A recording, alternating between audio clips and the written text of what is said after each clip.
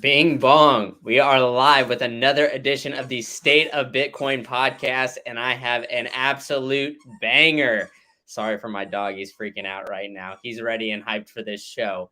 And so we have the world famous my chat. dog, he's freaking out right now. He's ready and hyped for this. Got the background noise. But then, so now I'm going to start bringing up people. We got Joey, Len from the Canadian Bitcoiners podcast. We got Bitcoin Gandalf. And we got SB from the Woke Antidote. First, I'm going to bring up Joey. I'm bringing up Joey without Len first. Joey, how you doing today? I'm doing pretty good, buddy. Thanks for having me. It's a beautiful day to be doing the show. I'm in the basement, nice and cool down here. It's about 50 fucking degrees outside up here in the Great White North. So nice to cool off and talk a little BTC with the boys. What's that in American degrees? I don't know, 100 more. It's got to be like 90 something over there in Fahrenheit. I don't know. A story for another time. All I care about is this number behind me on this side. Sorry, still working on the camera thing. Oh, there we go. All right. Well, all right. Before I bring up Len, anything bad to say about him? Len? Yeah, I would never. Len is my conciliary and really, carries water where I'm unable to. He's a great co-host, great friend. All right, perfect. Now let's bring that's the Canadian way there. No, never an ill word. Len, how are you doing today? I'm wonderful. It's 31 Celsius, around 88 Fahrenheit. So for you American folk out there, it's not too bad over here. Some people may say it's too warm. For me, it never is. And I've been to India. I've been to hot places in the world. Never experienced too warm. So bring it on, man. Bring it on. There we go. So how are things up in Canada? You guys just had that big old Bitcoin meetup set up by the Plate Licking Pleb. Tell us a little bit how that went and how the Canadian Bitcoin scene is going on.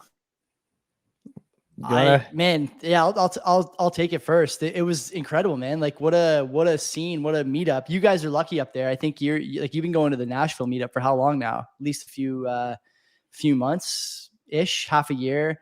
I know your former colleague, whose name we won't mention here on the show, he's lurking in the chat. You guys both have been to a bunch of meetups in the area. You're lucky, man. Up here in Canada, we're just kind of getting off the ground. And they announced on Saturday that we're going to have a Bitcoin conference of our own starting next year in June. So look for more information on that. We'll probably be there. And if it's in the summer, I'm not going to wear sleeves for that either, Dan. So get ready. Get ready. Joey, I don't think I've ever seen you on a stream with sleeves on, and you're missing your world famous headband today. I know.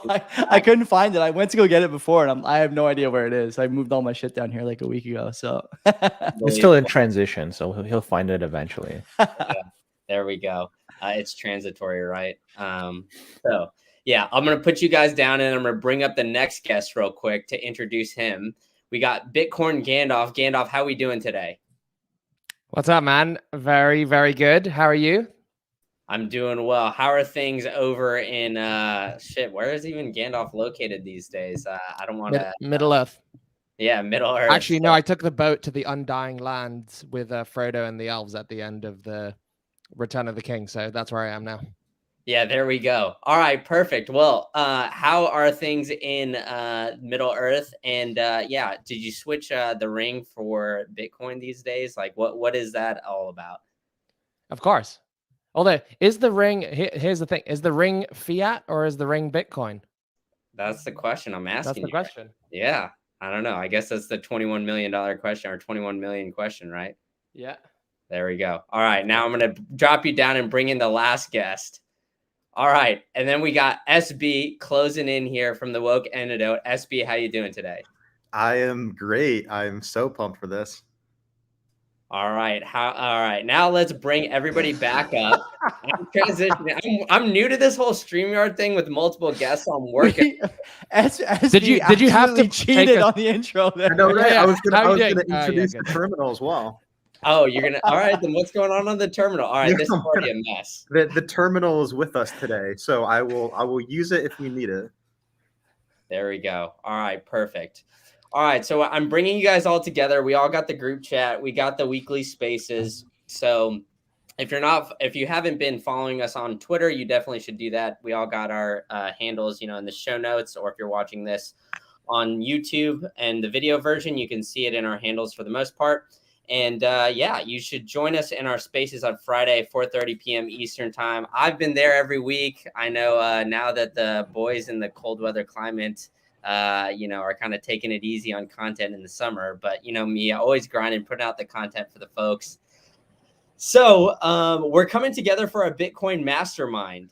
So there's been a lot that's been going on where some might say we're in a bear market. Some people in this chat have slowed their DCA or completely turned it off. I'm not going to name any names, but it's already been doxxed. So and then the price immediately shot up. So we'll get into that later. But guys, let's go one by one. How are you guys feeling as far as like the Bitcoin bear market goes, overall market sentiment? Let's start with SB and then go to Joey, Bitcoin, Gandalf, and then Len to close us out.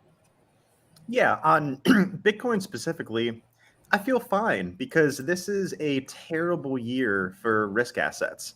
The 60-40 portfolio, which has been the retirement plan in America for the last few decades, that's gotten torched. It's down 20% this year. So the Fed's tightening on an economy that's probably going to be going into a recession, or I think we're already in a recession.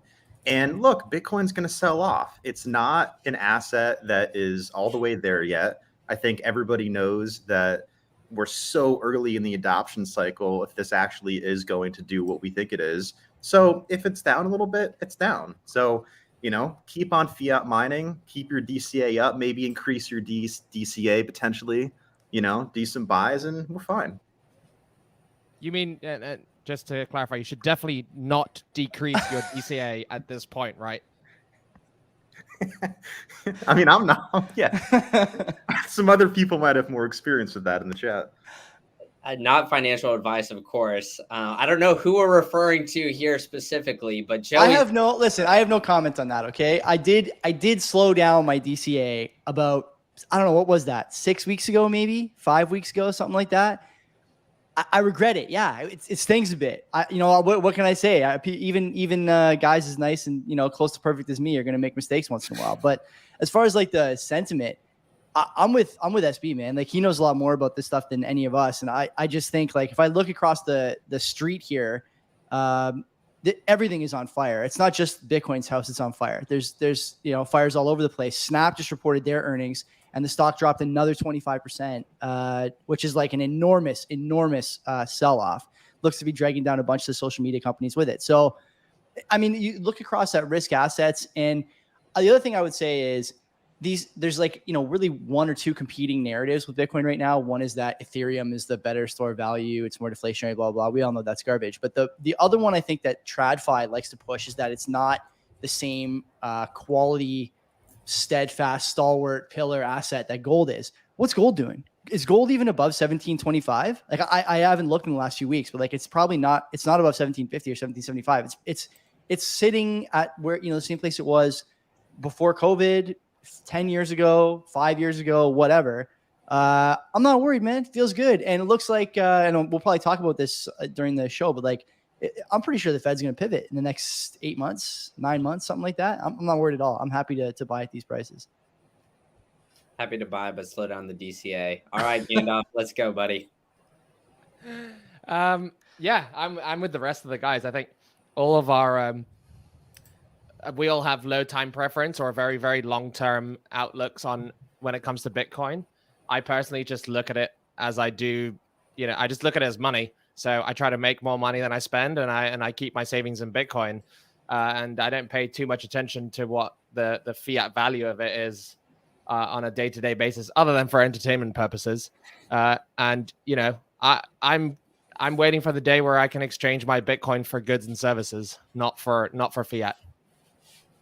Well, I mean, it seems like too it's kind of at least trending in that direction. I know in some places in the States and in some places, around globally, well, like El Salvador, of course, it's legal tender, but I know it's increasing in the States. I don't know how it is in Canada, but I know some businesses are starting to accept it. I had Michael Atwood from Oshi. I know there's like places in Austin, Nashville, and Miami specifically that you can get like, little things like tacos and, coffee or what have you. But I think more people are going to start trending that way in the next couple of years. So I definitely see that's going to happen probably sooner rather than later. And I don't know. I don't want to put out like predictions or anything like that, but I would say probably in the next few years, we'll probably see that number start to increase more and more. So keep on stacking Gandalf and don't slow down that DCA like Joey. Yeah, and look, for the people that look at Bitcoin as an investment, go have a look at all the high growth tech stocks and how wrecked they all are. Bitcoin's down 49% year to date, but there you can find plenty of stocks in the high growth tech sector that are down the same or more. QQQ itself is down 25%, S&P is down 16%, but you're not the upside on those things is nowhere near close to the potential upside of Bitcoin. So the risk reward, if you're looking at it as an investment versus other investments, is still really good as well. Yeah, exactly. And I think that kind of comes back to time preference with the volatility. If you have a longer time preference, you can kind of stomach that volatility, whether it goes up and down, because you kind of see when you zoom out, if you're looking at fiat terms, number seems to go up. So Lynn, why don't you round us out here? What do you got for us on market sentiment? More bullish than ever before, man. Even though the price sits today, I don't know what, 23,000, it's still, in my eyes, it's still at an all-time high. And last year in November we were at 69,000. My feelings now about Bitcoin is much stronger, and I'm way more bullish about it right now. The reason being is because looking at everything else, Joey mentioned the fact that everything is burning around us. We're not the only house on fire. Everything is on fire right now. And SB was talking about the 60-40 split being just something that doesn't work anymore. I feel bad for a lot of these investment funds that are trying to make up for that 40% of bonds, because they have to be very, very ambitious and start really like rolling the dice to try to make that 60% make up for that lack of 40 that's really not doing much for them. And one thing that does concern me, though, through this whole thing, like I do say I'm very bullish, but I still always talk about Bitcoin miners as something that's near and dear to me. And the ones that have played with leverage, the one that have played a little bit with that, those are the ones that concern me. I still think in the end, some of those may capitulate, but the ones that do remain are going to be much more stronger because they had stronger foundations to begin with, and they'll be able to pick up a lot of these on the cheap. And another thing that makes me bullish too, and I forget the name of this company, but they signed a 2-year sponsorship with the Bitcoin conference. If anybody else remembers the name of this company, it's an energy company. The fact that we have an energy company now getting involved in sponsoring a Bitcoin conference, this is the shit that we have to get involved with. This is the stuff that's really going to drive Bitcoin adoption moving forward. This is the stuff that's going to bring in a whole bunch of new liquidity and make things just pump up even higher. But then we also have the building on top of the network itself, making the whole user experience better and easier for people to use it and spend money or spend Bitcoin for anything. There's so many bullish things that we could talk about, but I'm going to leave it to you to pinpoint what we want to go to next, Brandon. So it's up to you. Yeah, I think on that note too, I think we're kind of in an interesting time, right? Because you brought up, Bitcoin miners and a lot of these companies that have been, using leverage and kind of riding the highs of the bull market. And, we've even seen a company like Tesla. It's kind of been circulating around, Bitcoin Twitter. Elon in the last earnings call sold a lot of their Bitcoin. And so I think it was like 75% of their total Bitcoin holdings. And it's not just Tesla. I think it's a lot of these other, Bitcoin miners and other companies are kind of selling off or, having layoffs. And we'll get into, some of the Three Arrows Capital scandal and stuff like that a little bit later as well. But it seems like a lot of these companies that are kind of in the Bitcoin and crypto space to a lesser extent, are getting really hurt and hammered hard because of this volatility. Now, I guess I'll hand it off to you, Len, since you brought it up. How do you kind of see this playing out with a lot of these miners and, some of these companies that, have assets like Bitcoin on their balance sheet, which, obviously is very volatile to say the least. And so, when it comes to times like this, when they need dollars, it seems like a lot of these companies are either selling off their Bitcoin, having some lettuce hands, or like laying off employees. So how do you kind of see this for miners? Do you think that they'll come out better on the other side, or do you think like a few of these companies are going to fail and drop off? It really all depends with the price of Bitcoin and if it's going to remain stagnant for some time. If it pumps in the next little while, everybody's going to be in a great position. But the longer it stays where it is right now, the ones that have large amounts of debt or have leveraged themselves to get to this position, they're the ones that are going to have to find creative ways to get themselves out of this hole. And just today, we got news that the biggest Bitcoin miner, Core Scientific, has decided to raise $100 million.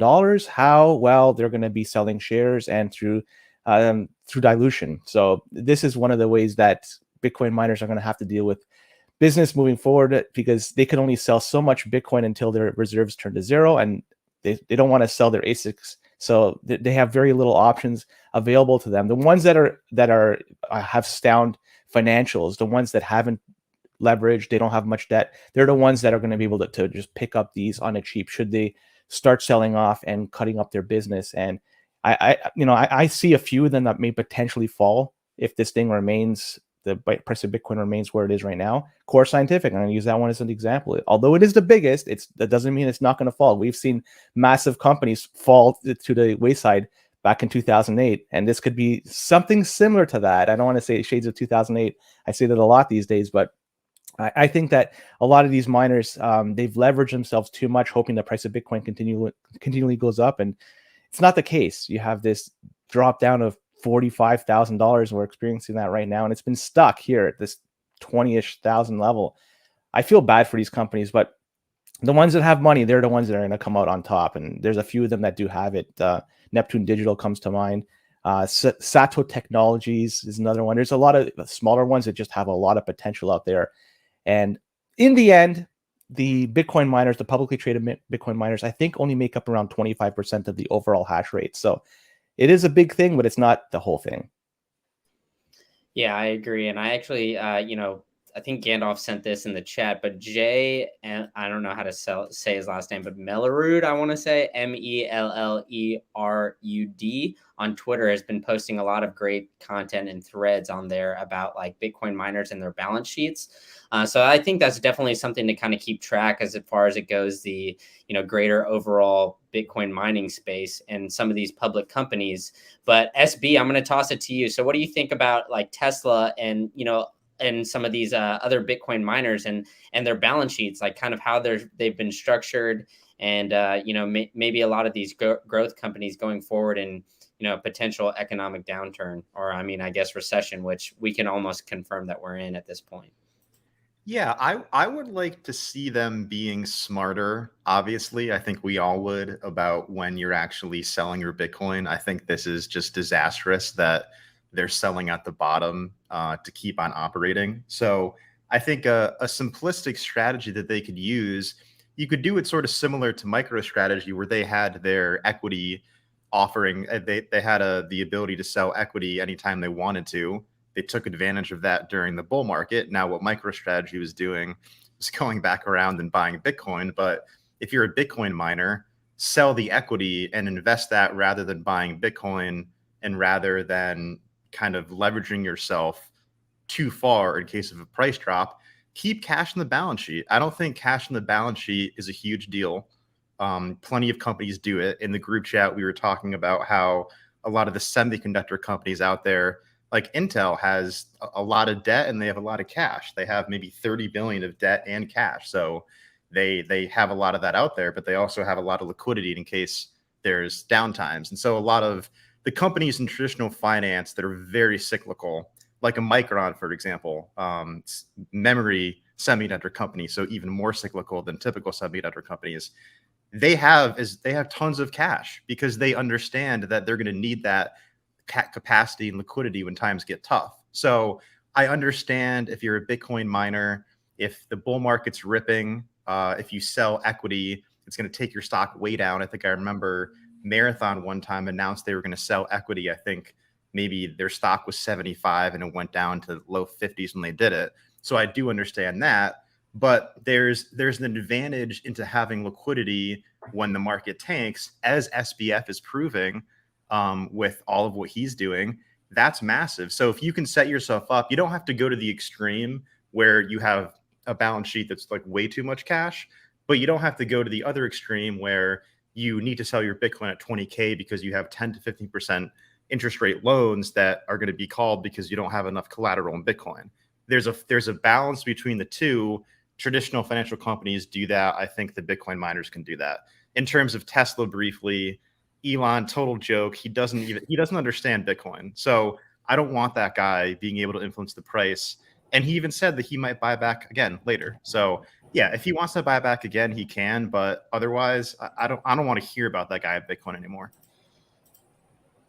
Yeah, I agree there. And I think it's kind of interesting because he claims like, on Elon, he claims that he doesn't pump and dump, but then, he dumped his Bitcoin, 75% of Tesla's holdings. And it seems like the logical reasoning was to report that Tesla had positive earnings this quarter to kind of help the stock price, it seems. Obviously it might have been a loss in the Bitcoin as far as like, what he bought it and sold it at. But I think that, looking at the numbers and everything like that, that's kind of the reason why. Also, the claim that he didn't sell any of his Doge, I think, is kind of hilarious as well. But, that's neither here nor there. Well, briefly, the official claim that he said was that they wanted more liquidity because China was shutting down because of the virus. Unreal. The problem with that is they have $18 billion of cash. So I'm not Tesla. I'm not a Tesla Q guy. I think there's other people out there that would know the Tesla balance sheet better than me. But if they have $18 billion of cash, that just sounds like an excuse to me. But people listening, if they have a deeper knowledge of the Tesla balance sheet, let us know. Yeah, I agree right there. So Joey, let's hear what you got to say on all these growth companies and Tesla, and then we'll round it out with Gandalf. What is there really to say about Tesla that hasn't been said already? This guy, like SB said, like Len said, he doesn't understand Bitcoin. He got into it, and then for a guy who seems so keen to ignore the woke minority on Twitter, he caved immediately to the energy fudsters, almost immediately. Like it was in under a year that he said they weren't going to accept Bitcoin for cars anymore, and I think also said that they weren't planning on buying anymore as well because they decided that this mining process was taking up too much or using too many fossil fuels and was detrimental to the environmental health of the planet, and wanted to see Bitcoin get to 50% renewables, things of this nature that we've all heard many times over the years. And then he sells 75% of his stack at, I think, a 10% haircut. I think his average price is like 31. He sold it for an average of 28, I'm pretty sure, if I read those filings correctly. So you got that. And then on top of that, like his free cash flow, like I don't know about the 18 billion, but if you add, like always, okay, well, any good grifter knows how to take advantage of easy government money. And he's got two, or he's got one that just seems to keep on giving, and it's this carbon credits thing. Without the carbon credits and the Bitcoin sale, he ends up with negative free cash flows. That's really all there is to it. You can't say that. If you want to know what kind of guy, what kind of CEO Elon is, all you have to do is go back over the last, 8 quarters of earnings calls and listen to him talk about the Cybertruck. It's always a year and a half away. It's like when the Raptors drafted, what was that guy's name? Bruno Caboclo. He's 2 years away from being 2 years away. He's still 2 years away. Every time you talk about the guy, he's still 22 years old and still 2 years away, no matter how much time has gone by. It's like that with the Cybertruck. It's going to be like that with all the stuff this guy does. And I'm not saying he's a bad entrepreneur, but as far as the way he runs that business, the Bitcoin sale is not surprising. On the growth side, one thing that Len and I have been talking about a little bit on our show is the miners that are leveraged on the equipment as well as on the Bitcoin, which is another avenue where you're vulnerable during big downturns. Everyone knows that equipment becomes a little less desirable during downturns, et cetera, et cetera. And the other thing that people I think have to think about as far as capital deployment in Bitcoin, you're seeing now, I think, another downward difficulty adjustment, which tells you that miners are not coming online, even as the price is getting lower and the difficulty has come down and made it easier to get those block rewards. I don't know what to make about that. I'd be curious to hear what you think, maybe Gandalf, since you're closer to that than the rest of us. But I was surprised to hear that with all the conviction I seem to see online, there's a lack of new firepower coming on when long term, this has got to be a good spot for miners to get in if they believe in the price. I think, there's a couple of things with miners. I think this particular difficulty adjustment may have been affected by the miners powering down in Texas, who are curtailing just to because I think there's just too much demand on the grid and they have those agreements. So that may have affected the difficulty adjustment. The latest one anyway, because it is a big one. I think it's the biggest one, and I think it's the biggest one since the China mining crackdown. Yeah, we'll have to see. I think miners in general around the world are in a tough spot. Energy prices are going up, so it's not like electricity is getting any cheaper. It's one of the biggest blockages is just getting power and infrastructure to hook up the miners.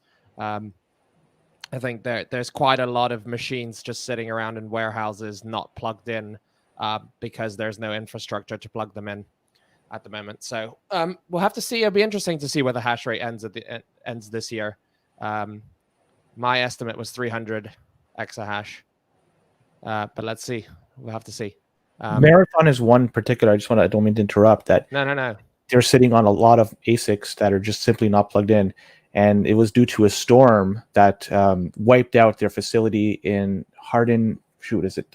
I forget which. The city's name is Hardin. And now they're trying to relocate that, and it's going to take up to a year, 12 months before all that's moved.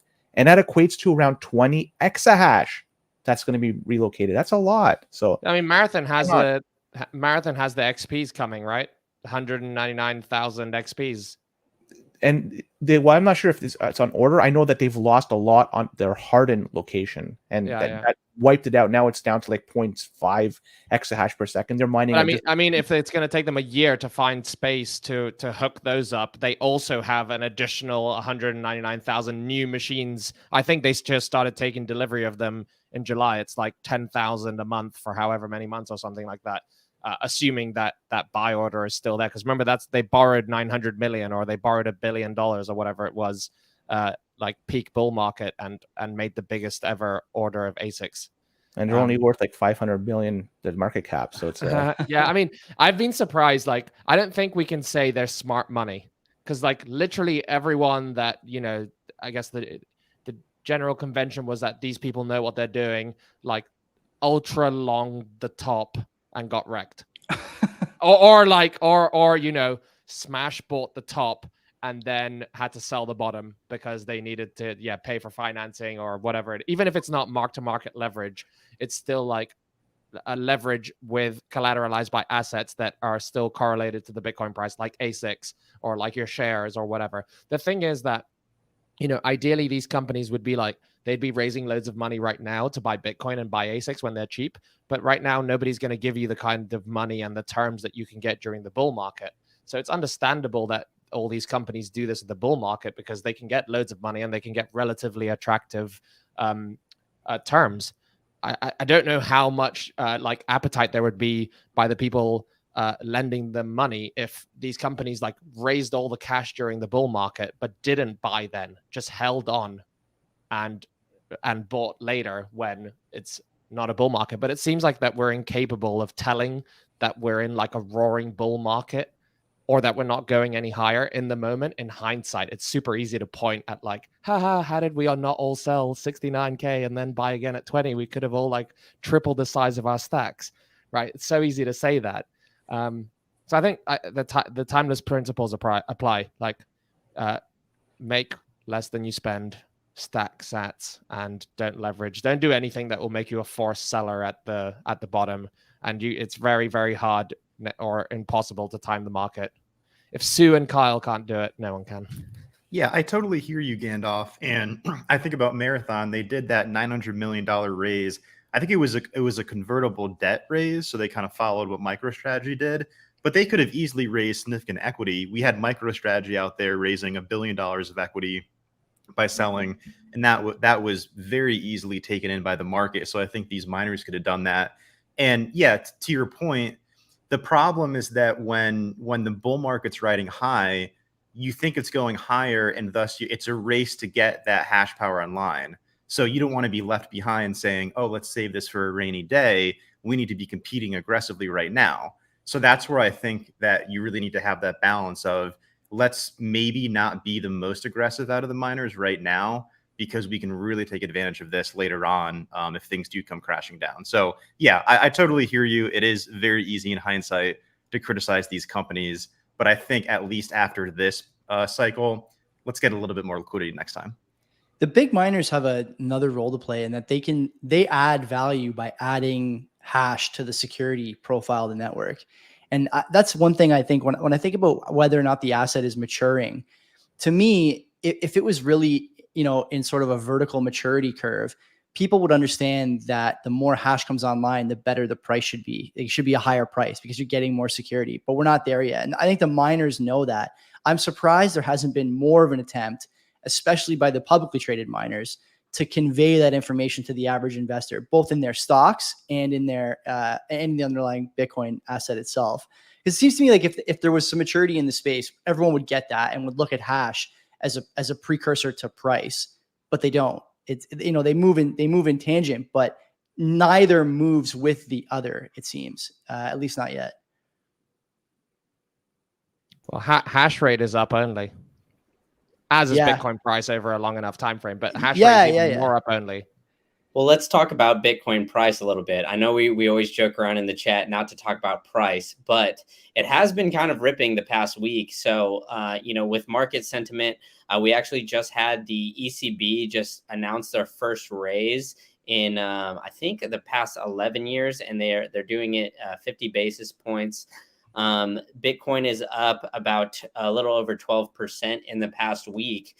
So it seems like it's kind of coming back. I also saw, a little bit, some stock market tweets of like Tesla and Nvidia up for the past 7 days, and that hasn't happened in quite some time. So I guess we kind of went over like the Bitcoin market sentiment, but do you guys think just overall things are kind of turning around? Or do you think like, this just might be kind of a blip in a radar and maybe just, an initial bump up and we still got a long ways to go back down? What do you mean by turning around? Do you mean like the economy turning around? Because that's a no.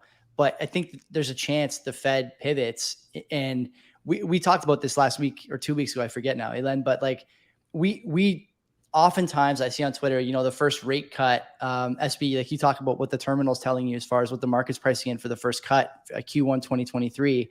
And I think like if the first cut is Q1 2023, even if it's Q2 2023, let's say, the first time the Fed goes 50 or 25 instead of 75, the market's going to go apeshit. It's going to go completely gangbusters. Bitcoin, all the risk stuff is going to go nuts because everyone knows what the next step is, right? And then the Fed's in even more of a pickle than they're in now. As far as like whether the economy is going to recover to like a healthy state, I don't know how you guys feel, but like I feel like we're never going to get to a healthy economy in this system now. It's too far gone. I just don't see a way unless there's like can we say great reset on this channel? Will you be demonetized and censored? I don't know. But like, unless there's some kind of monetary reset, what's the plan to get out of this? We don't have one. These guys don't have one. Christine Lagarde and Powell, like these guys are dinosaurs, man. They have no idea what the struggles are going to look like in 15, 20, 30 years. And it seems to me they've had a hard time reading the landscape right now as well. It's not a good situation. I don't see a way out. I don't think we know what a healthy economy is. Yeah, that's a great point. I mean, I agree. I mean, right. So when Bitcoin kind of started, right, in 2008, it was in the economic downturn. And then, since like maybe 2012 to about early 2020, we were just kind of roaring up. And that's when, Bitcoin was going through its up and down. So other than the brief COVID crash before, all that monetary easing and all that money printing happened, we didn't really see like a dramatic downturn. And I feel like, the Fed has just kind of been kicking the can down the road. Whether they're going to raise rates and keep them raised, who knows? I think, Joey, you're probably right that eventually they're going to, have to cut rates back. And that might be as early as even next year. And they'll just might aggressively hike earlier this year or the rest of this year, and then cut it back next year. I don't really know, but I think it'll be interesting to see kind of how Bitcoin responds in that environment. And SB, I'd like to hear like your points on this stuff, like kind of how you see it playing out. What the terminal is saying, what is everything else pricing in? I have got the terminal up. It's making an appearance. Oh fuck! Here.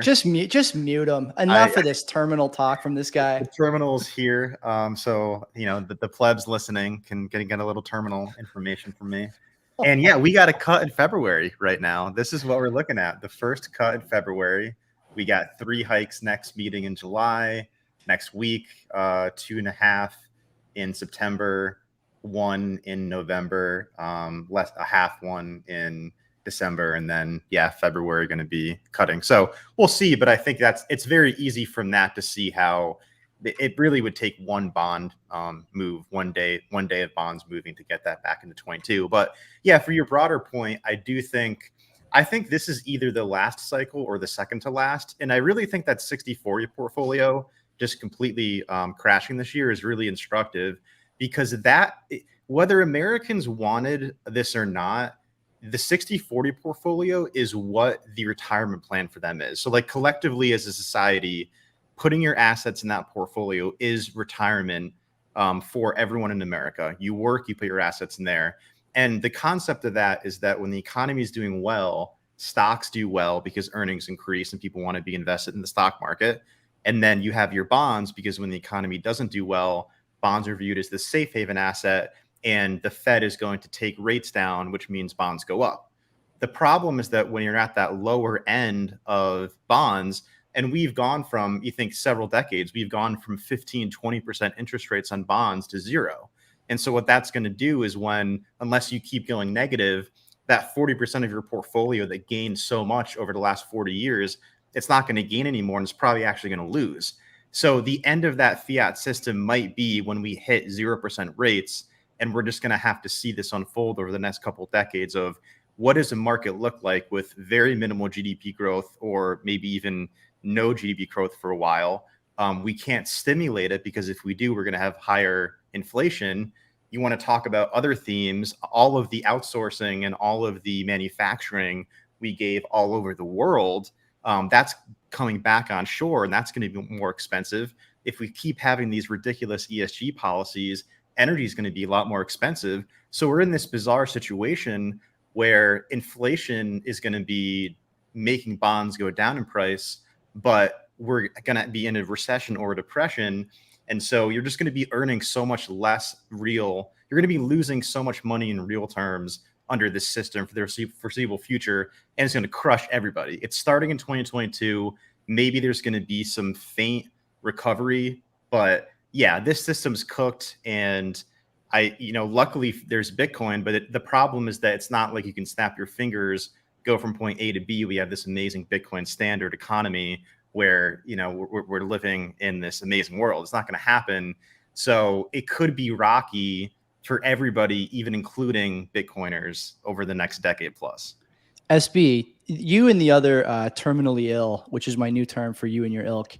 Do you guys think about at all where the market would have bottomed if passive flows weren't sort of as mature as they are today? I think about that a lot. I tried to follow some of Mike Green's stuff. I think that's what he's known for, right? About like how passive investing is basically completely perverted price discovery in the big markets. Do you guys talk about that? Is that something that comes up once in a while? Because I wonder, without the passive flows, without pension funds buying some of this stuff, like where would that market bottom during something like COVID, or even right now where people can kind of see the writing on the wall?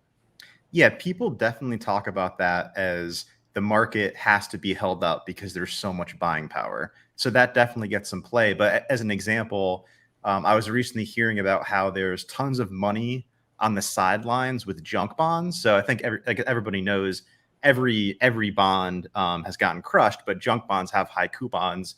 So if you're an investor in them and you're holding them, you get a bunch of cash in from the coupons, and then typically people go out and reinvest them. Well, that's not happening this year because people just haven't wanted to be in risk. So at a certain point, that should be a floor for these assets.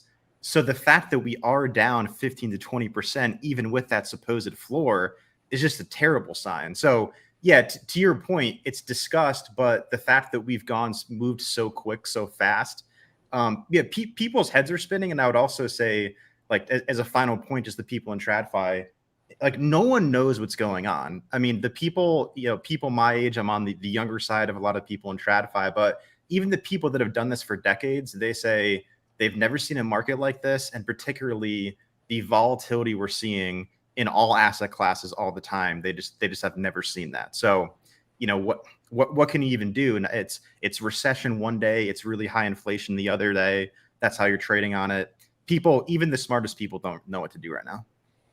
Yeah, and I think the craziest part about all of this too is that, when we're going through a lot of this, I hear it a lot from the Bitcoin bears is that not only is like, it's heavy inflation, potential recession, but the US dollar is kind of ripping compared to other fiat currencies globally. So that's where I think it's kind of interesting that we're seeing, although like, the US dollar is like technically ripping compared to other fiat currencies, we're also seeing Bitcoin kind of shoot up. And that's kind of the point that I want to get across here, and the point that I want to hear what you guys think about, the overall dollar compared to the other fiat currencies out there, and how do you kind of address these bears and address some of these comments that, all right, well, we're in a downturn, Bitcoin's crashing, but the dollar's ripping, because that's kind of what they see, is that the Bitcoin's down, what is it, from 69 to 23 or so, what it is right now. So how are you guys kind of addressing that to the bears? I'll leave that kind of open. I know Gandalf and Len haven't chimed in here in a bit, so if you guys want to jump in real quick, go for it. Okay, well, I just want to say about the price. It's obviously it's recovered a little bit to 23K, which I guess we could celebrate because we were down at 18, I guess, at one point not too long ago. But I just want to touch back to what SB was talking about, that the terminal is right now predicting that there may be some cuts potentially by early to middle of next year. So to me, that goes to show that there's going to be a lot of pain that we're going to be experiencing over the next little while. Because it's not just the markets itself, but it's also just the collateral damage that comes along with it. You're going to have a lot of people foreclosures. You're going to have a lot of people not being able to pay rent, no food that's going to be available because of supply chain issues. And it's just going to be a real problem. So what we're experiencing right now, it's going to be a lot worse in the next year, 2 and 3. And where we were a few years ago, we may never get to that point where we had everything at our fingertips. You order something and it lands on your doorstep within the same day. It's just, it was an incredible time to live in, but unfortunately, we've just pissed it all away. And if you look at the price of Bitcoin too, obviously it's gone down quite a bit since its all-time high, and it's recovered a little bit, but I think there's still a very strong correlation between the price of Bitcoin to what is going on in traditional markets. And there's the price of Bitcoin now, I'm sorry to say, but I have a feeling that it's going to be taking a little bit of a hit, because as the traditional markets take a hit as well, it's going to drive down the price of Bitcoin. But ultimately, the base unit right now is US dollar. Everything we're looking at the Bitcoin, the price of Bitcoin, the base unit is in comparison to US dollar. Eventually, we're going to change that. We're going to be looking at no longer US dollars. How many sats is this particular good or service going to cost? But once we get to that point, then it's going to be a massive transition. But it's going to be some time before we get to that Bitcoin standard. So that's going to be a lot of pain before we get there. But in the meantime, there's still a lot of demand for the US dollar and globally. And so that's going to probably keep the price of the US dollar somewhat afloat, because there's always going to be demand. Well, not always. There's going to be demand for the next foreseeable future. But eventually it's going to collapse, because they're just going to keep making this thing, printing it into infinity. It's just going to become worthless in the end. And we're just all going to be flocking towards Bitcoin. But just the next little while, it's going to be bad. When I say while, it's not going to be months. It's going to be years, if not longer. So it's going to be a troubling time for a lot of people moving forward. Gandalf, what do you got on that? Yeah, I think it's tough, because I think the old adage, which is don't fight the Fed, just applies. They're there's not really a free market for valuing things in, because the Fed is sort of controlling.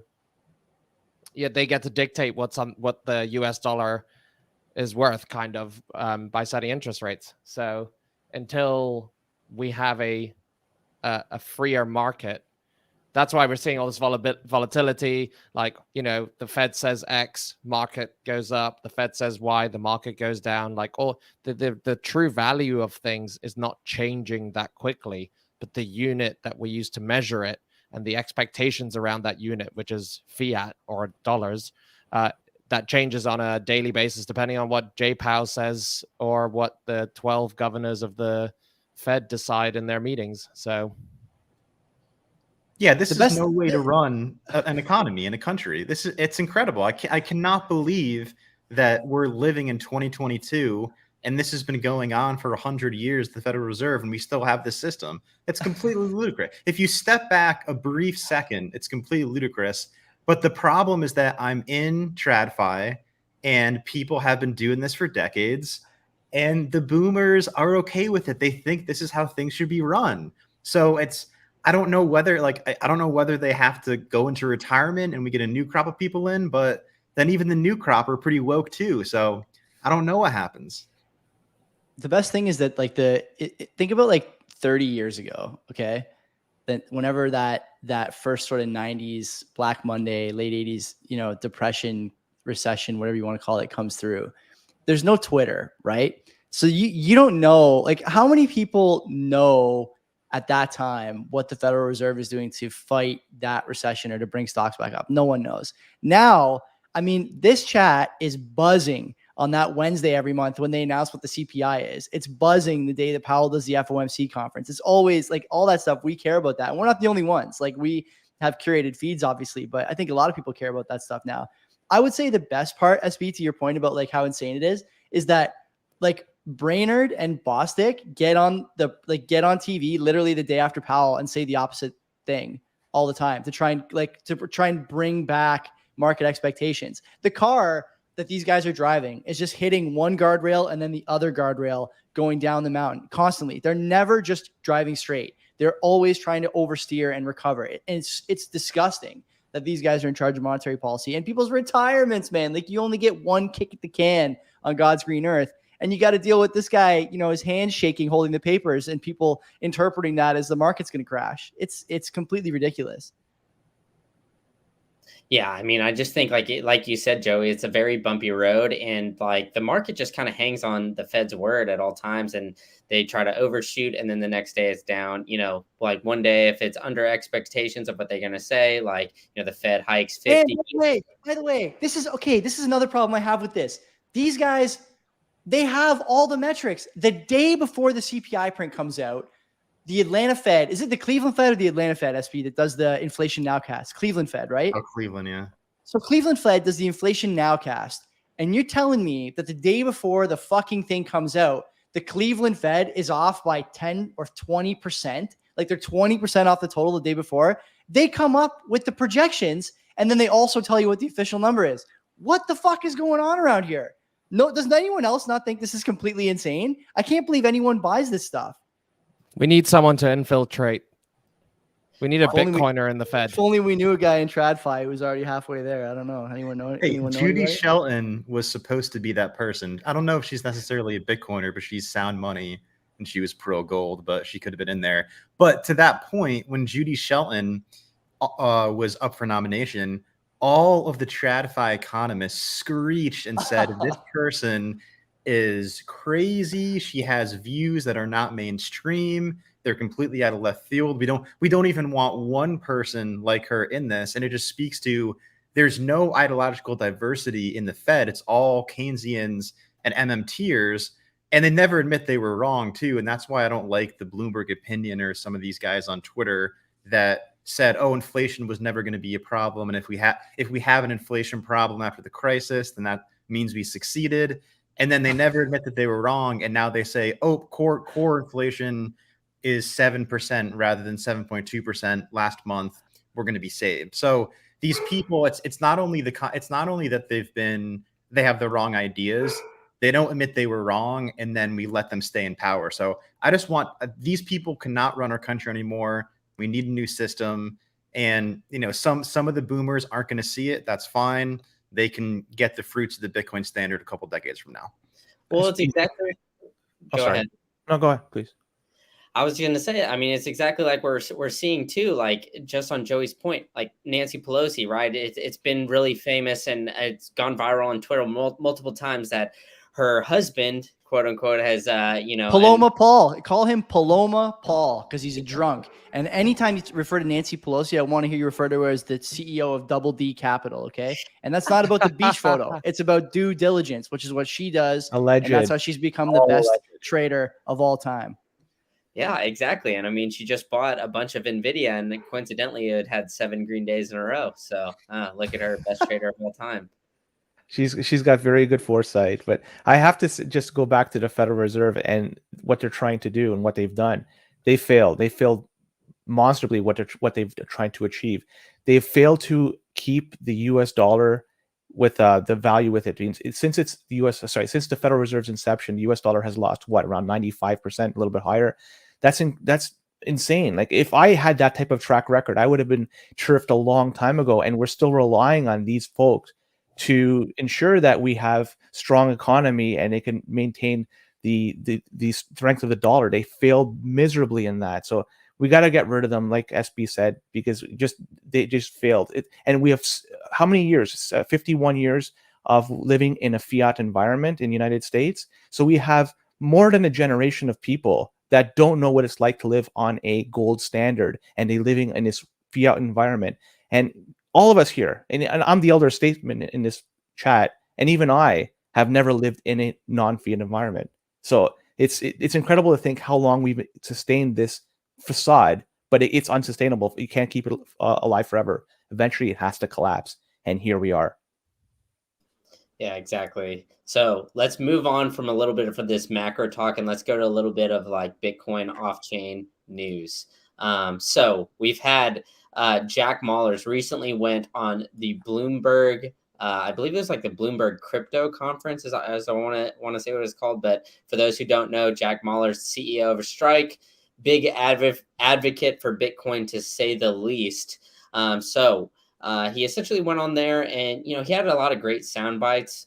He explained why a proof of work system that Bitcoin uses is better than proof of stake, which every single altcoin uses.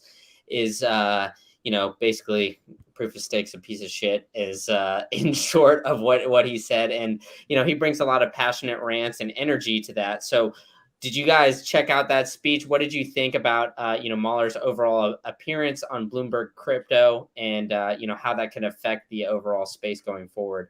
Let's start it off with Gandalf, and then go to Lynn, SB, and then Joey will close us.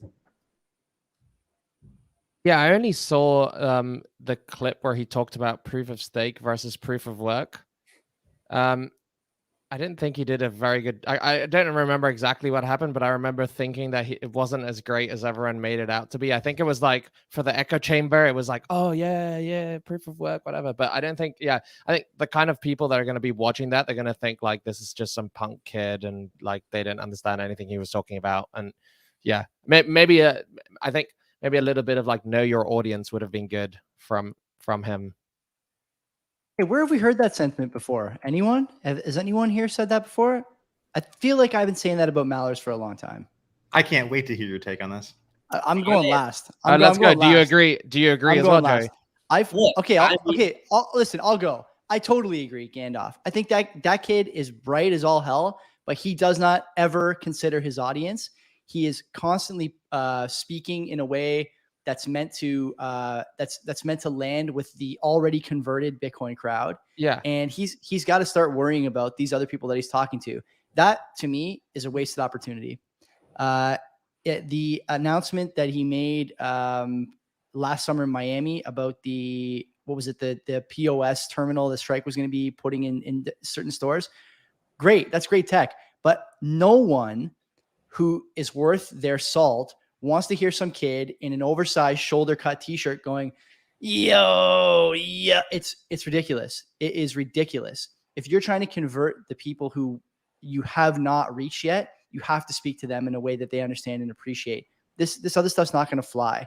It's slowing down Bitcoin adoption. And I think that to be honest with you, I didn't watch the clip, Gandalf. And that's exactly why. What you just said is exactly why I didn't watch it. And I'm glad to hear that I didn't waste my time with it, because it's, again, super bright kid, obviously does a lot of good stuff for Bitcoin, but stop preaching to the converted. Get out of your comfort zone a little bit and prove that you can do all the things you claim that Strike is doing. Well, exactly. And so I want to hammer that point home too, because in that same speech where he was like, yo, at Bitcoin Miami, he also announced that he's working with Senator Loomis, or Lummis, however you say her name, on a crypto bill. And then it comes out that it's more friendly to altcoins than it is to Bitcoin.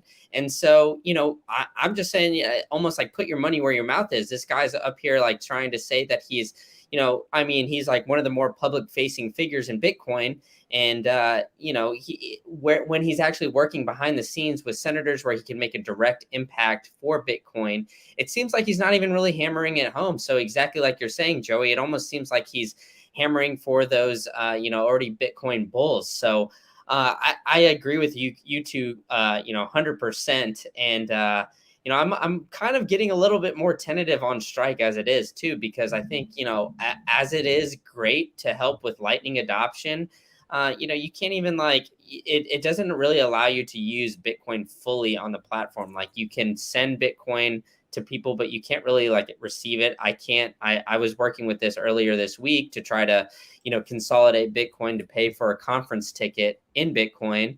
And I couldn't do it all on the Strike app. And I was really frustrated with that, to be honest. And airing your grievances. I mean, it's in all seriousness, it's like, all right, this guy is like one of the more public facing figures. He's Bitcoin Miami's, headline guy at the very end, the very last speaker that everybody packs a room for. He says all these things that he's doing some great stuff, and everybody's standing up, cheering, getting their phones out, doing all this stuff.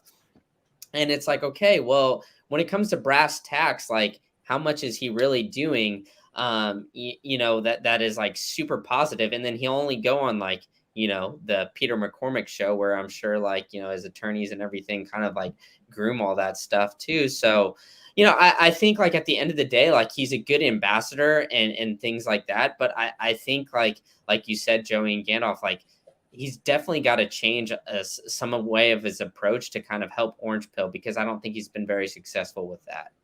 But I'd be curious to hear what Len and SB have to say about it. If you guys are the complete opposite, or if you guys agree with us. No, I agree exactly what's been said. He seems like his target audience and the people that he appeals to, it's between 18 to 30, I'm guessing. That's the way it works. It's worked for him up until this particular point, but that's also symbolic of Bitcoin. That's really the main audience of Bitcoin up to this point. And now we just have to change and try to adopt the rest of the world, the people that have a little bit more gray hairs on their head and have a little bit more experience with traditional finance, and try to bring them into the world of Bitcoin. And with his spiel, the way he's talking right now and his actions, unfortunately, it's not going to be conductive for bringing a lot of them into the Bitcoin world.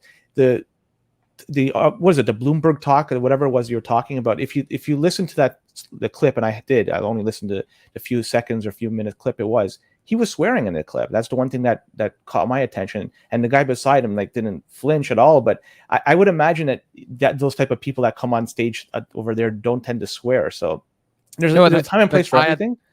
Sorry, Len. The guy at the end, the first thing he said was watch your language. Oh, I missed that part. Really? Yeah, right at the end of the clip, after he's gone on this long rant about proof of stake and proof of work and Bitcoin is amazing, the guy's like, well, you better watch your language, sir. We're live to 100 countries or something. Yeah, so there you go. So it's just I say, he's symbolic of Bitcoin, where it's still maturing, and even he as a person, as a businessman, he's going to mature, and hopefully he gets it before it's too late. But yeah, I'm not too impressed with his approach right now. And that's all. I'll leave it at that. I want to hear what SB has to say about this.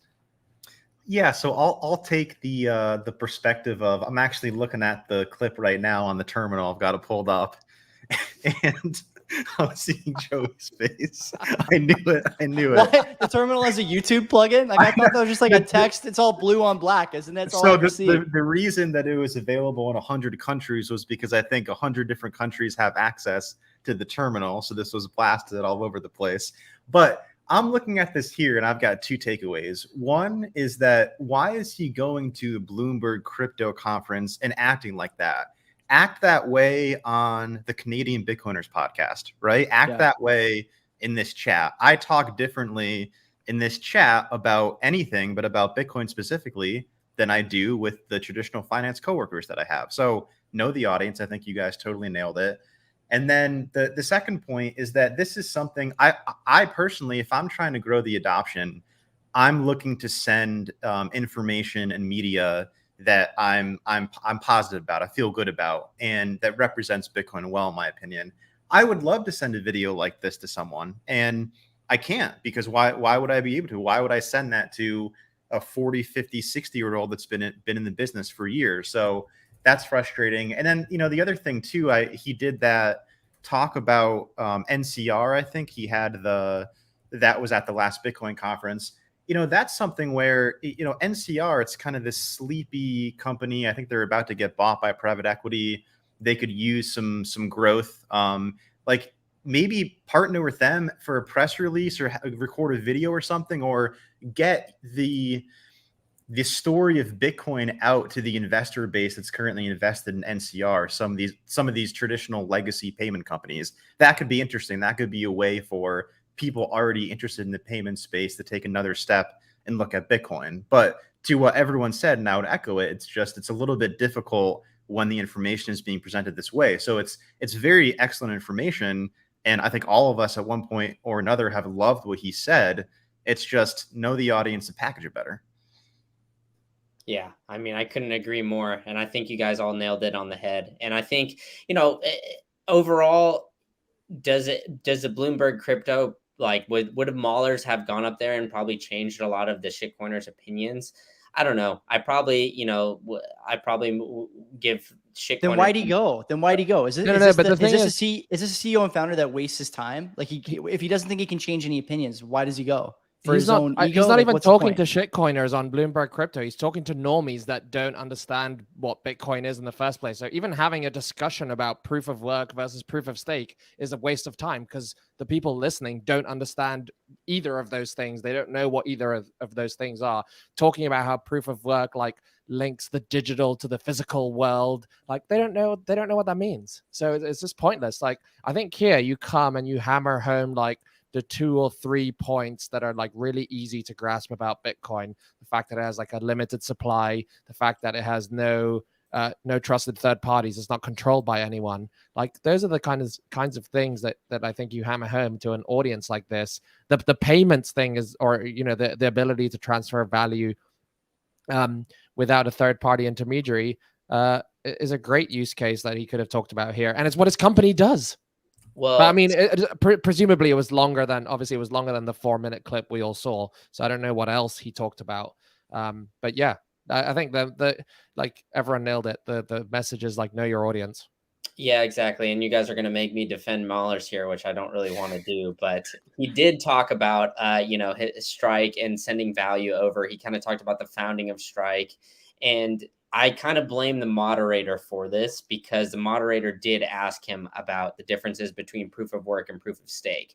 And that's where that small clip it came, and that passionate rant and what have you that kind of went viral on Bitcoin Twitter. And that's what catches all the headlines, because everybody's kind of heard the Strike and everything else, the story of that as well. And he kind of went. I think you're crazy.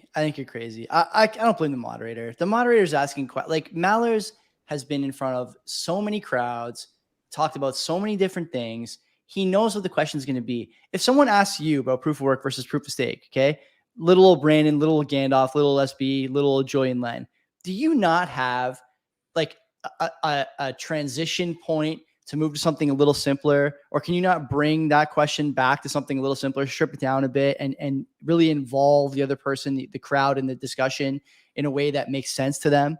Everyone can do that. If Mallers can't do that, that's a Mallers problem, not a Bloomberg problem. He's 28 years old. Oh, sorry. He's almost 30. He's almost 30 years old. Come on, you can't do that. Of course you should be able to do that. Hey, I'll be 28 Saturday, so don't rip on these young kids over here. Sailor's a master of doing this. When you can ask Sailor anything, and he will answer in a way that fits the narrative and the propaganda and the whatever point he's trying to sell you on. He will flip it to. He's like a politician, right? He won't answer the question if he doesn't want to, but he'll still give you an answer. You mentioned the name that I was going to bring up, Michael Saylor. So what I was trying to say was Jack Mallers, he's 28 years old. He's a man. He's still learning. He's still trying to figure it out. But I'm not saying that I'm using his age as an excuse. It's just, unfortunately, he doesn't seem to be mature enough yet in front of an audience like that. Maybe he'll grow into it. But I think it's incumbent on us as Bitcoiners. We're pushing him or putting him in these positions. Like, for example, the Bitcoin conference. We collectively put him there.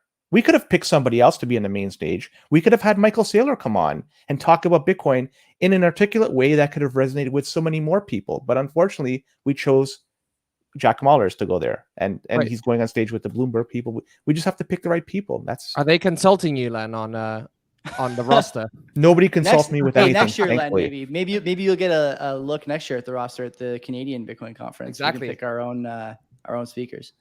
I'm the last guy you want to have consulting. I would give terrible advice.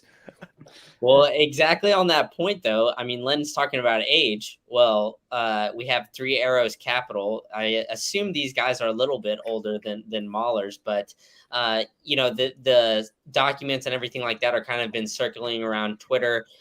They've been kind of behind the demise of Voyager, Celsius, BlockFi. They've funded a lot of these shitcoin casinos, and now it's kind of been derailing. But I think one of the interesting points that I've seen court documents circulating in Bitcoin Twitter is that Three Arrows Capital even purchased a $50 million yacht and put a down payment on that to kind of flex, to make it look like that they had more money.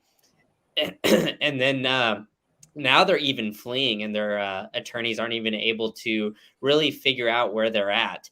So what do you guys think about all this capital like being raised, and kind of, as much as like Bitcoiners want to say that there's good money and everybody has like good ideas behind it, there's still like kind of scammers in this space? And how do you guys think that this Three Arrows Capital scam essentially makes the average normie look at the Bitcoin space, and to a lesser extent the crypto space? I don't think they were scamming. I think they were like really, really high on their own supply. The institutions lending them money knew what they were doing. Like, the collateral, there was collateral agreements, or people were lending them money in exchange for crypto dickpot NFT collaterals. Like, if you're Celsius or you're BlockFi, you're Genesis who lent them $2.3 billion. Like, what you're doing. They're also high on the Sue and Kyle supply. Like, I think everyone forgot that, like, that you need, like, when you're making all these loans, that you need some security against them, and not just to like, oh, I trust it's cool. Sue and Kyle are cool. Like, we will, they'll pay us back for sure. And the thing is that Sue and Kyle are completely fine. Like, that personally, they probably have tens of millions of dollars each that they've made, or paid themselves over the last however many years they've been doing this. It's Three Arrows and all their creditors that are screwed. Did you see Sue and his wife both put in claims against Three Arrows as creditors? Like, incredibly detached from reality. What I really want to know is, to buy a $50 million, that was the number, right? $50 million yacht? Yeah. To buy a $50 million yacht on like customer deposits, I gotta see the IG models these guys were trying to impress. Because that's a huge buy, man. I really gotta know those. Like, someone's gotta feed me those ads. I got to check those out. Wow. First Joey with the mention of Double D Pelosi, and then now this. Wow. Due diligence, Pelosi. Yeah. And her husband, Paloma Paul. Yeah. My favorite bit about this whole thing is that there's this idea floating around that it's the Tesla market dumping their Bitcoin last quarter, when it was like, whatever it was, 29K, that like really spiraled everything out of control. I think that would be hilarious. Get these Glassnode guys out of here, man. Like, people talk about the Bitcoin price being low enough to flush out Ethereum and the shitcoins. Add the Glassnode TA kids to that. I don't want to see any more of this stuff. I need Glassnode to go under. I'm so sick of seeing these like crackpot theories. Like that one you're talking about, Gandalf. I saw like a 20 tweet thread yesterday from some account that I've never heard of, with hundreds of retweets, trying to make the connection between this like 28,000 sell wall or whatever 2 months ago. Just complete insanity. Just everyone's just got to calm down. This thing is its own beast. It doesn't care about certain sells, certain buys. It does what it wants, man. Elon's he's not moving the market at the time that he's selling. He might move it on in the announcement, but the time he's selling it, much the same way MicroStrategy didn't move the market, he's not doing it either. Yeah, you'd think he's got like somebody he's selling like however many hundreds per minute, or right, in a way that's not like, oh, here's a 30,000 sell order. Yeah. The most interesting on-chain thing I've seen recently is, did you guys see the Kobe tweets from April, where he was like, I found a wallet that's buying tokens right before Coinbase lists them, and now that guy's being arrested. The Ethereum wallet, right, where he was buying all these different alts. What was it? 48 hours, 24 hours before the Coinbase listing, and there was an arrest today. Who was the arrest? It was a guy who works at Coinbase, and his brother, and and his cousin. his cousin and the brother were getting the tip-offs from him and doing the buying. The thing is, like, apparently these wallets had been ID'd, like people had found them before Kobe tweeted this, and Kobe was making the point that, like, you know, people who are really plugged into the space could have figured out, like, these guys are obviously getting trading on insider info. If I just also trade when they, you know, if I just keep you can easily like code an alert to an Ethereum wallet at any time they do anything, you get an alert, and then you go and buy, you know, you could have 100 people copy trading them. Yeah, so it's interesting. And obviously, like, it's Coinbase's fault. You know, I'm feeling better and better about my Coinbase position every day, talking to you guys. So these two guys, I just don't want to harp too much on them, but what happened here when they were buying up stuff just before it was listed on Coinbase, the SEC was the one that filed charges against these two gentlemen, which leads me to believe then what they were selling or what they were dealing with were securities. So it would be somebody else, I would assume, that would be charging them with something. But the fact that the SEC is doing it makes me believe everything that they were touching is considered a security. So this might have some large and wide reaching implications with other crap coins. I don't know if I can say the word. Okay, I swear, Brandon, or I don't. Yeah, why not? Shit coins. We dropped fuck already, so. But go back. Sorry? I said fuck, shit, bitch, ass, whatever. Guys, know your audience. The 3 arrows garbage. Like, looking at this at hindsight, it's easy to see, man, this thing was just a house of cards ready to collapse. And I'm just looking at all the projects they've backed, and I'm going to start naming them: Aave, Avalanche, Luna, WorldCoin, BlockFi, Deribit, Ethereum, Polkadot, Solana, Woo Network. Half of them I have no fucking clue what the hell they are. The other half I know they're scams. So it was just a matter of time before this thing collapsed. And we just had the unwinding from Luna, and it dragged it all down. So I'm not surprised. A lot of people aren't surprised. This shit was it was bound to happen. I'm shocked it took this long. That's the reality. I'm fucking shocked it took this long. Yeah, I don't love that it happened, but what I do like is that you can't do fractional reserve banking in a Bitcoin system. It just doesn't work. And this is the someone on Twitter a month back was like, what's the tweet was, what's one thing that's a scam, but it's commonly accepted these days, so no one thinks it is. No one, you know. And I said fractional reserve banking, because that is a scam. Because if everyone tries to take their reserves at once, the system's going to completely collapse. So the fact that we're now seeing, yeah, Bitcoin price was down. That's not ideal. You know, anyone who had a DCA going, or I think even Sailor, Sailor was buying Bitcoin at 50,000, maybe even 60,000. So he's lost money on it, and he's underwater on his Bitcoin buys. But the problem is that we can't, the foundation of the system that we build to replace this current system needs to be incredibly strong. The fact that it currently has identified extremely bad actors and purged them of the system, and we keep on rolling, to me, incredibly positive sign, incredibly bullish. And yeah, maybe it's going to be even worse the next time. Like, NFTs might be worse than ICOs, but probably the same thing is going to happen, that Bitcoin, it's going to survive it, and it's going to come out stronger. So yeah, don't love to see it happening, but do love to see that we keep on rolling from here.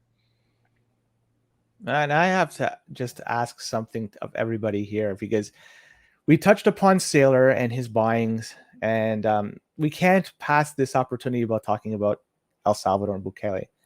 I want to hear what everybody thinks about what's happening over there, because they're so far underwater. I know Joey has talked a little bit about Bukele, but I want to hear what Gandalf and SB and Brandon have to say about them. So yeah, I called it when he was tweeting like, "Oh, El Salvador just bought the dip." I was like, "Sure," you know. And then because it was like, I think he was tweeting, he like bought the dip at 44, and then it went down to 38. It's like, did you still buy the dip or not?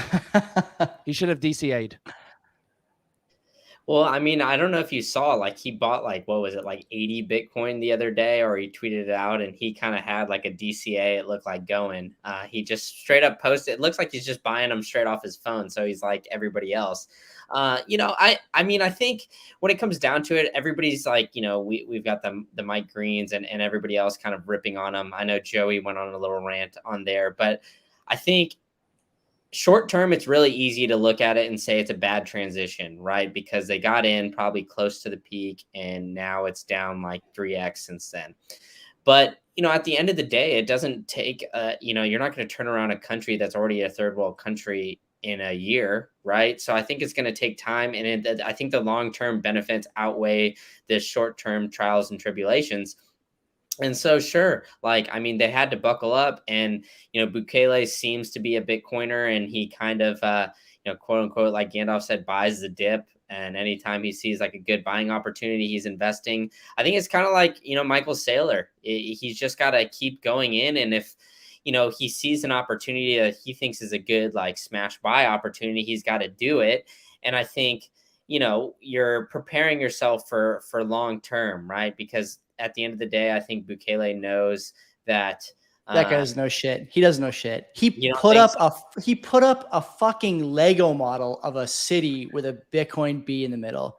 This guy doesn't know shit. He doesn't know shit. That's marketing, man. I mean, holy fuck, Brandon. This guy's the leader of a country, man. He's got a problem with. He's got a problem with gangs. He's talking about mining with volcano energy. Like, has he done any of that stuff? Has there been anything except the drone video of the volcano? They do have a few hundred miners. They got So he achieved that. That was the Bitcoin dip tweets. Like, I cannot think of a time that someone tweeted out that they bought the Bitcoin dip, like a high profile person, where it was a good idea. Yeah, but you don't think that this is some sort of marketing tactic for El Salvador too? Like, I mean, do you think if El Salvador didn't make Bitcoin legal tender, that a massive amounts of people would go visiting that country this year that wouldn't have previously? People are talking about potentially moving there that are Bitcoiners because of Bitcoin being legal tender. El Zonte is getting so much publicity. Like, okay, I get it that it's a Lego thing at the end of the day, but it's also like, he's like the ruler of a third world country that, is riddled by gangs and other things. Like, you got to market it, right? Because like, it's from all accounts, it seems like it's a beautiful place. I've never been, but like, before Bitcoin was legal tender there, I, as an American, had no desire to ever go to El Salvador.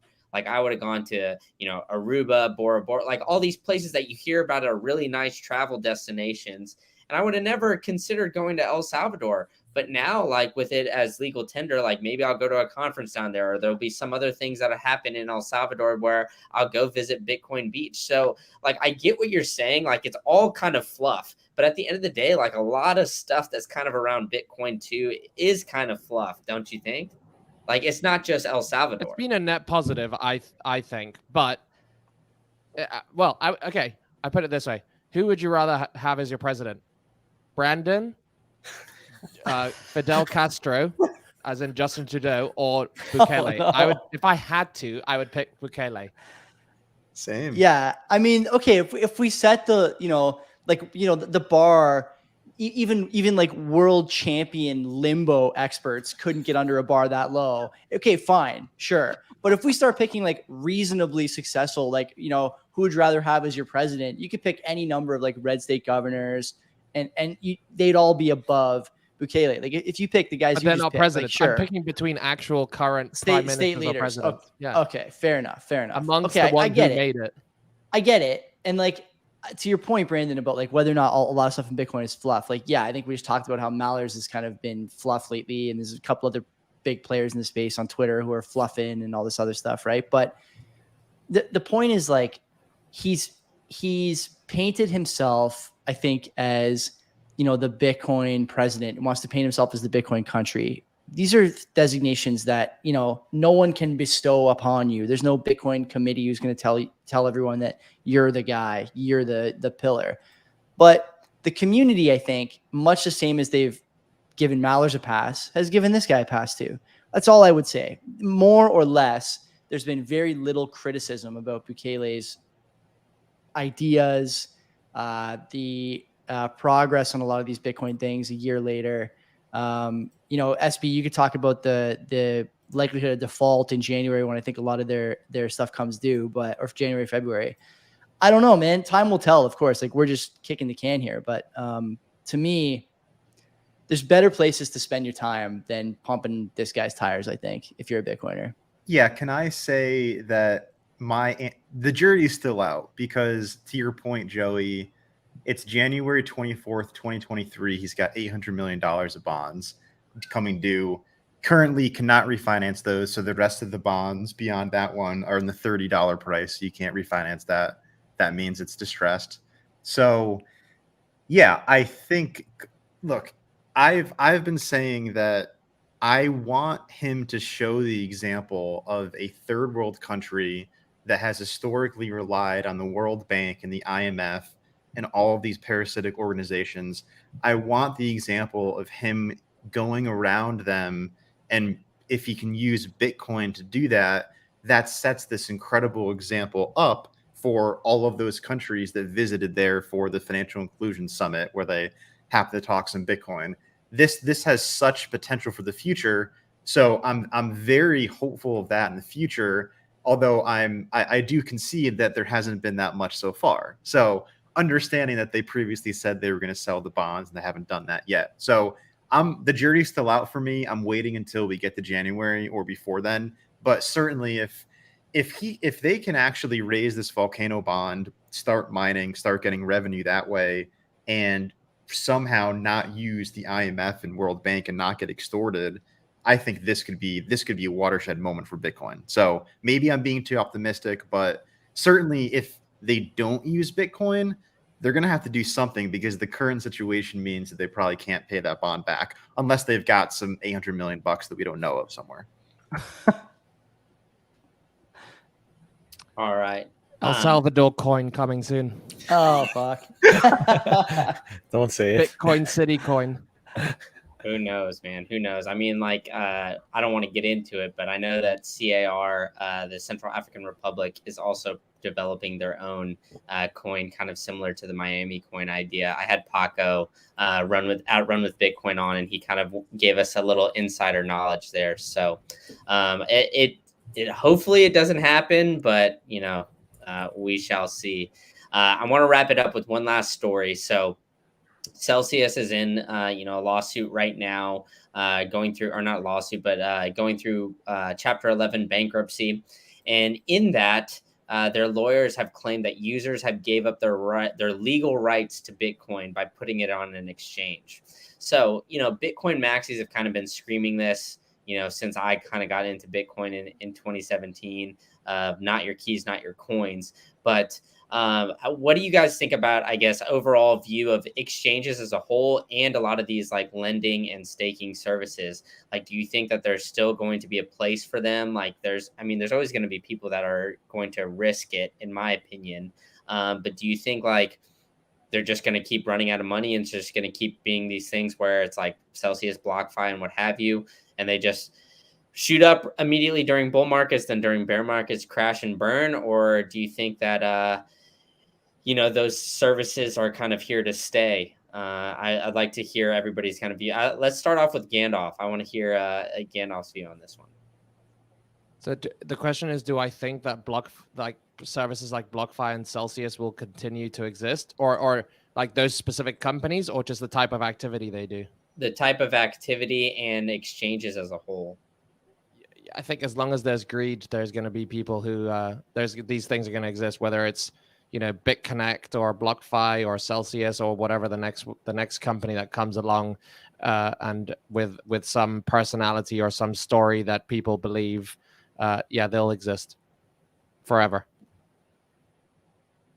All right, Joey, Len, and SB. I'll just say, full disclosure, we obviously have a lender, like a yield platform as a sponsor. Ledin is a sponsor of our show. I think if you look at BlockFi, Celsius, and Ledin by comparison, I've heard Zach Prince now on a number of podcasts, chiefly the Animal Spirits podcast with Batnick and Ben Carlson. They've had him on a bunch. They had him on again today. I listened to the whole thing, and I have not once yet heard Prince say that the cause of BlockFi's implosion was his poor risk management procedures, the way he treats his clients' money as his own and tries to make yield and get rich while only giving his clients a little bit of that on the back end. Until until there's accountability for these people, then it's going to continue. To Gandalf's point, there's always going to be greed. I'll add one more thing. The only reason that SBF didn't buy Celsius or try and take that platform on is because probably the balance sheet was too distressed and the platform as it was constructed was just too far gone. BlockFi was fortunate that their balance sheet wasn't completely FUBAR. And so SBF took them on under very favorable terms, I might add. Again, Zach Prince has not discussed the term sheet on that. Well, I'm going to call it an acquisition. And he probably won't, because it would just scare so many of the clients away. Like he really probably took Prince and BlockFi for a ride. Then I look at Ledin, and I said this on our show, while the BlockFi social team is writing Reddit posts at 3 a.m, trying to convince people not to pull their stuff off of exchanges and talking about this kind of stuff. Mario Gibney, who's the Ledin community director, was on our show shooting the shit about maximalism and going on a European vacation.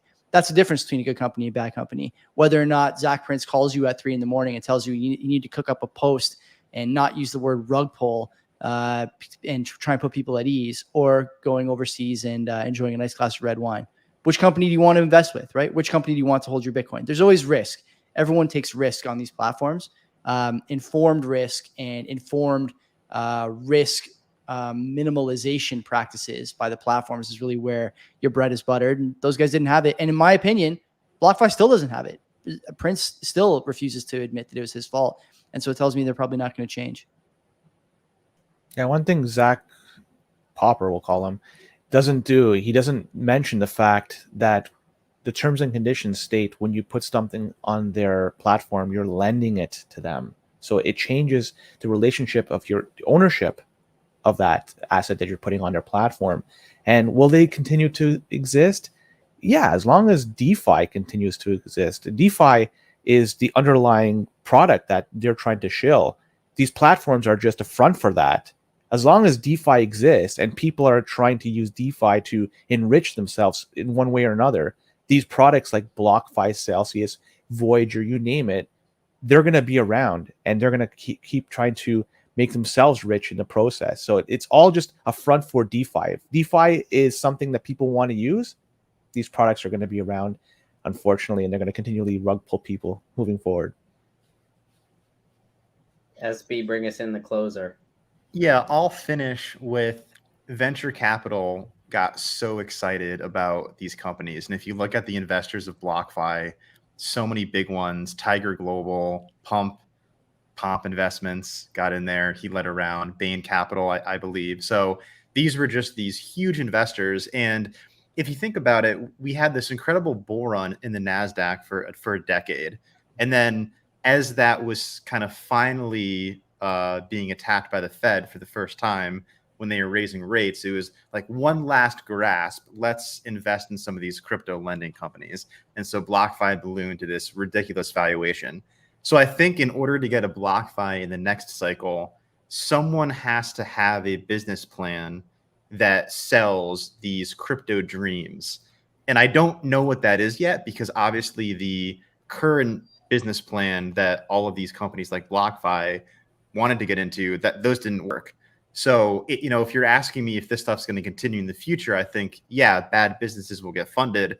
I just don't know what angle these companies are going to sell to the VCs. But are there going to be VCs in the future funding this kind of stuff? Sure. Although I do think that if you're a Tiger or somebody like that and you just got completely burned, I think their public equity fund is down 50% plus. And if you add in the VC investments, it's going to be even worse this year. So they're going to have to think twice about when they fund it. But, if you're an A16Z and you've got unlimited funding, essentially, will you fund some of this stuff in the future? Absolutely. So I think it will continue. And it's naturally, I think maybe Safety says this, but any asset that rises as quickly as Bitcoin, it's going to attract scammers. It's going to attract rent seekers. So it's just going to be a function of where we're currently at in terms of our economy and our society and how we run. And we have these kinds of people and these kinds of business plans. And hopefully when we are on that Bitcoin standard, we don't have these. But when we're in that in between, they're going to mix together and you're going to get some BS like we had with BlockFi. But ultimately, am I worried about this for 5, 10, 15 years out for Bitcoin's health? Absolutely not. Exactly. Yeah, I love it. All right, I think that's a great explanation from all you guys, and I think a good place to wrap it up. So you guys have been very generous with your time. We'll have to do this again as we have this chat. So why don't we kind of go round table and tell everybody where they can find you and what you guys all got going on. We'll start with SB, then we'll go Joey and Len, and Gandalf. You can wrap us up. Yeah, I'm SB. I'm one half of the Woke Antidote podcast, and it's pretty self-explanatory. There's a lot of wokeness out there, and we cover it. We laugh about it. We do some societal deep dives, and we really we want to bring you some programming that you don't get anywhere else, and we want to tell it like it is, and maybe offer some theories about how to actually improve society, because there's not nearly enough of that going on these days. So if anyone out there is sick of the wokeness that is seeping in everywhere, come check out our pod. So at the Woke Antidote on Twitter, and we do around a pod a week, sometimes more than that. But yeah, had a blast. Thanks for having us today. Great stuff. And yeah, everybody who hasn't checked it out already should definitely check that out. They bring their own twist to everything, and it's awesome. So we got SB and TB who couldn't join us today, but they bring some unique insights from two different sectors of businesses and things like that too. So Joey, Len, what you guys got going on? Len, give the outro, buddy. I'm gonna do this Brandon style, old school Brandon. It's gonna be a 10-hour outro. No, check us out, the Canadian Bitcoiners. You could find us on YouTube or wherever you listen to your podcast. I'd recommend check out Fountain, where you could earn satoshis simply by listening to us and your other favorite podcasts. It's a great place to earn sats and to support a Bitcoin product at the same time. And yeah, Joey and I, we chat about Bitcoin and Bitcoin related news, and we try to put a Canadian spin on it. And yeah, I'm not sure what else to add to that, Joey. Anything you want to throw in there? Sounds great, buddy. Come watch us Mondays and Wednesdays. That's it. Mm-hmm. There you go. And yeah, check out Fountain if you haven't. My birthday is on Saturday. I've mentioned it before. So if you want to boost my podcast and send me some extra satoshis on there, I'm not just throwing it out there just to throw it out there, but you guys should definitely do that. All right. And Gandalf, to round it up, what you got going on for us, buddy? So yeah, I work in the propaganda department at Brains, which is a Bitcoin mining tools company, and we're renaming the legendary slush pool. That it's the oldest running Bitcoin mining pool. Brains has been operating it since 2013, and we're sort of unifying all of our products and services under the Brains brand. So slush pool is going to be renamed Brains Pool from September, which is exciting. And yeah, just follow me on Twitter. I'm at BTC Gandalf. Awesome. Are you guys going to be at Mining Disrupt next week in Miami? Yeah, I'm not going to be there, but some of the team is going to be there. I'll be at BitBlock Boom and Riga and Austria and El Salvador and LA. Oh, and Amsterdam. Damn, my man. Yeah, let's go. Traveler. That's awesome. Let's go. Well, I will be at Mining Disrupt as well. So I'll be joining up the Brains team up there. Just kind of come by and say hi. So yeah, if anybody's going to be there, be sure to shoot me a DM or a tweet or something like that, and we can meet up for a beer, coffee, or whatever. And yeah, that's it from the chat. First Bitcoin Mastermind in the books. Thanks for having us, dude. Yeah, it was killer, man. That was fun. Yeah.